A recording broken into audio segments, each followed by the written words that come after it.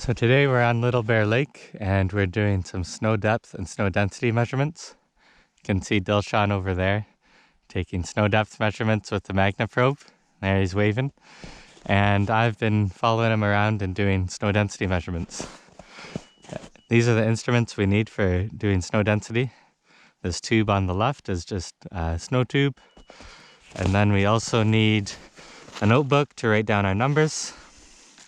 And we have a weigh scale along with a plastic bag which we can weigh the snow in. So I've already done the lake here and measured the density of the snow on the lake.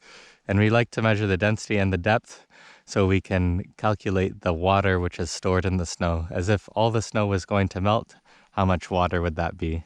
So we need to know the depth of the snow and also the density. And the density of the snow changes quite a bit in this environment. You can see all these rolling hills. When the snow is being deposited in drifts, it gets really firm. And also when it's on top of a lake, you can see you have features like this, which are really hard. And there's a lot more water stored there just because the snow is more densely packed. So I'm going to start surveying this drift feature here, which is on the west side of Little Bear Lake. Because the winds are coming from the northwest, typically in the winter you have drifts forming on the east-facing slopes. And then here you can see a west-facing slope where there's shrubs protruding and there's not much drifting going on because the wind is typically blowing against that hill slope. So we'll start a little bit into the drift here. And the first thing I want to do is make sure there's no snow in the snow tube. That's good. And I want to put it in vertically all the way to the base of the snowpack. So a pretty good clunk there. We're probably still on lake ice. You can hear it feels pretty solid.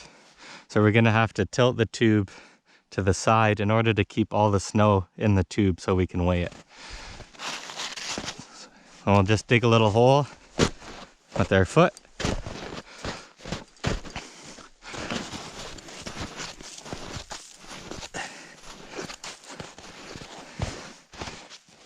And you can see the different densities in the layers. So this layer is on the top. There's some fresh snow here. And then we have a really hard piece of wind slab, like that. And then beneath the wind slab is something called depth hoar. And it forms when there's a difference in temperature. And little crystals start to grow as moisture moves across that temperature gradient. And it has a very coarse grain structure and it's almost just like sugar. And it's really hard to snowmobile through. Once the snow starts melting, you just get stuck in this stuff. So you can see we've made it all the way down to the lake ice there, where our core is. And now we can tilt it out and put it into this bag here.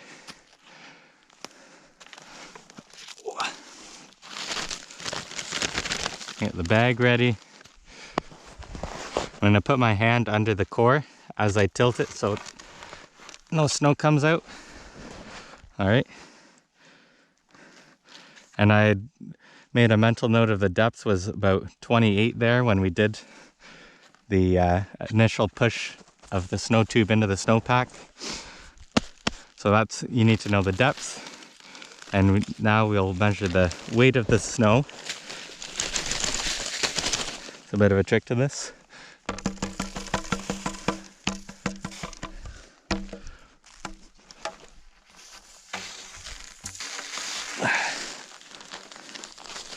So now the snow is gone into the bag.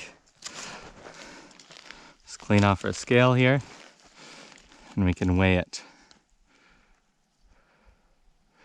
So to me that looks at, you can jiggle it a little bit just to make sure it's right on. To me that looks about 285. So we know the volume, or we know the area of this tube. We know the depth of the snow, and now we know the mass of the snow. And from that we can calculate the density. And since we know the density of water, which is 1,000 kilograms per meter cube, we can calculate how much water is stored in this snowpack.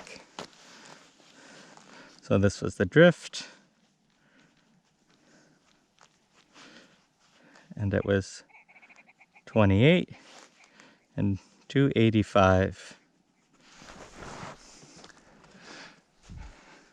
All right, so that's how you take a snow density measurement. And we try to take lots of these measurements. And since we know density is distributed kind of based on the snow type, so the average density on the lake is going to be a little different than the average density of a drift versus the average density in the shrub patch. We can distribute those density measurements based on the land cover types to get an overall basin estimate of snow water storage. And we like to know the snow water storage because it makes up about half of the precipitation of the year. So when you're trying to understand how the water's flowing out of the system in spring, it's good to have an estimate of what that volume is. And we've been monitoring snow density at this site for almost 30 years. So we can start to see if there's any changes in snow depth and snow density. As the snow depth may not be changing, but the snow density might be changing, and that would change the overall amount of water that's in the basin. All right.